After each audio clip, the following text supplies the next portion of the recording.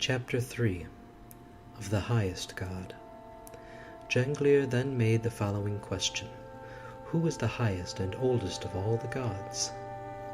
Made answer Har: All-Father he is called in our tongue, but in Asgard of old he had 12 names. The first is All-Father, the second is Herin, or Heriarn, the third Nikar, or Nikar, the fourth Nikuz, or Nikud, the fifth Fjolnir, the sixth Osk, the seventh Om, the eighth Bifled, or Biflind, the ninth Svidar, the 10th Svidrur, the 11th Vidrur, the 12th Yalb or Yalk. Janglier asks again, where is this god? What can he do? What mighty works has he accomplished? Answered Har, he lives from everlasting to everlasting, rules over all his realm and governs all things, great and small. Then remarked Jafnar, he made heaven and earth, the air and all things in them. Thride added, what is most important, he made man and gave him a spirit, which shall live and never perish, though the body may turn to dust or burn to ashes. All who live a life of virtue shall dwell with him in Gimli or Vinjolf.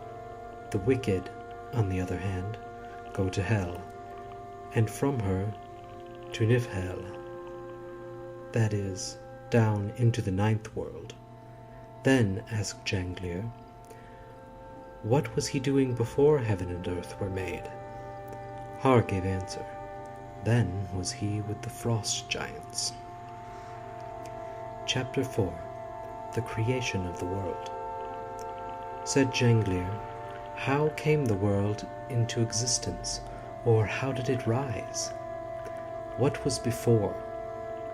Made answer to him Har, thus it is said in the Valal's prophecy, it was time's morning when there nothing was, nor sand nor sea, nor cooling billows.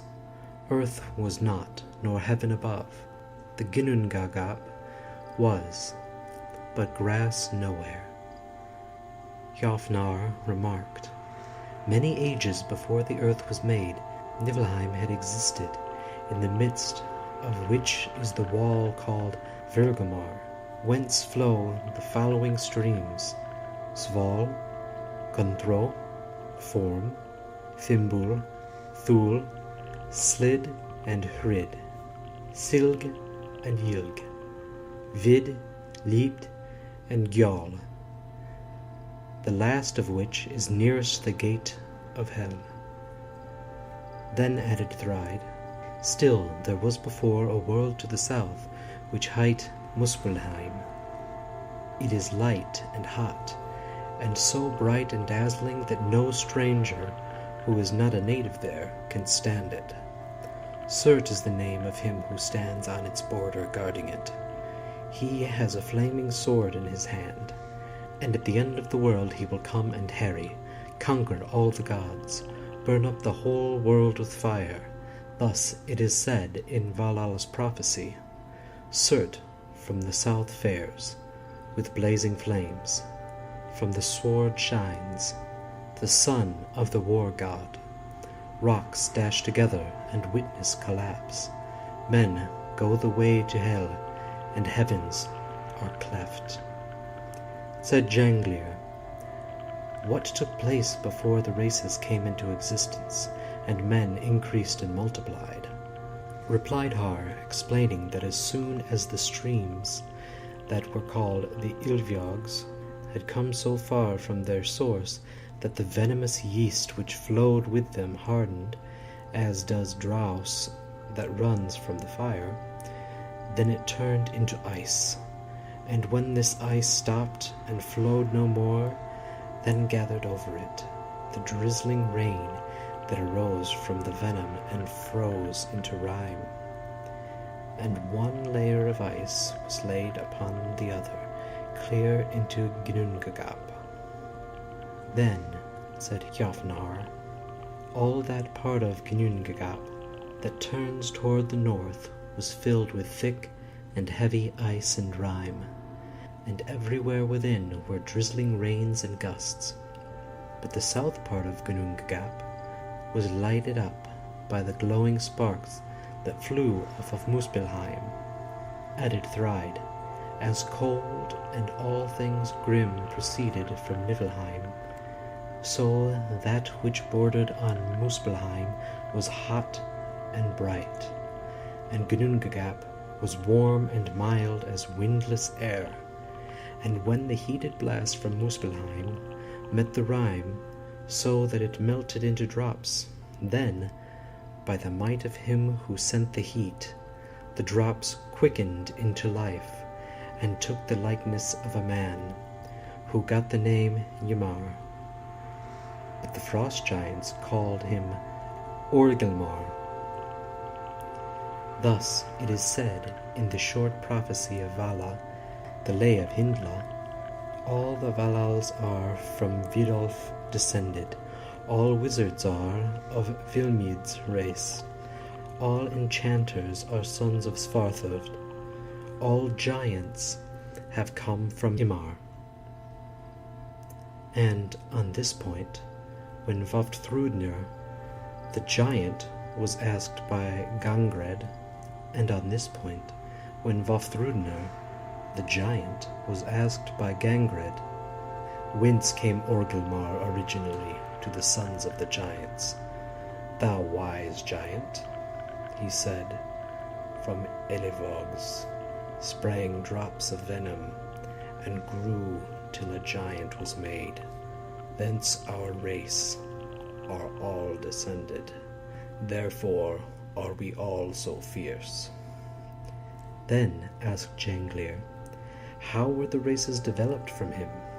Or what was done so that more men were made? Or do you believe him to be God of whom you now spake? Made answer Har, by no means do we believe him to be God. Evil he was, and all his offspring. Them we call frost giants. It is said that when he slept, he fell into a sweat, and then there grew under his left arm a man and woman, and one of his feet begat with the other a son. From these come the races that are called frost giants. The old frost giant we call Ymar. Then said Janglir, where did Ymar dwell, and on what did he live? Answered Har, the next thing was that when the rime melted into drops, there was made thereof a cow, which hight Trumbel. 4 milk streams ran from her teats, and she fed Ymar. Thereupon asked Janglir, on what did the cow subsist? Answered Har, she licked the salt stones that were covered with the rime. And the first day that she licked the stones, there came out of them in the evening a man's hair, the second day a man's head, and the third day the whole man was there. This man's name was Bur. He was fair of face, great and mighty, and he begat a son whose name was Bor. This Bor married a woman whose name was Besla, the daughter of the giant Bolthorn. They had 3 sons. The one hight Odin, the other Vile, and the third V. And it is my belief that this Odin and his brothers are the rulers of heaven and earth. We think that he must be so called. That is the name of the man whom we know to be the greatest and most famous, and well may men call him by that name. Janglir asked, how could these keep peace with Ymar? Or who was the stronger? Then answered Har, the sons of Bor slew the giant Ymar. But when he fell, there flowed so much blood from his wounds that they drowned therein the whole race of frost giants, excepting one, who escaped with his household. Him the giants called Burgelmar. He and his wife went on board his ark and saved themselves in it. From them there came new races of frost giants, as is here said. Countless winters ere the earth was made was born Burgelmar.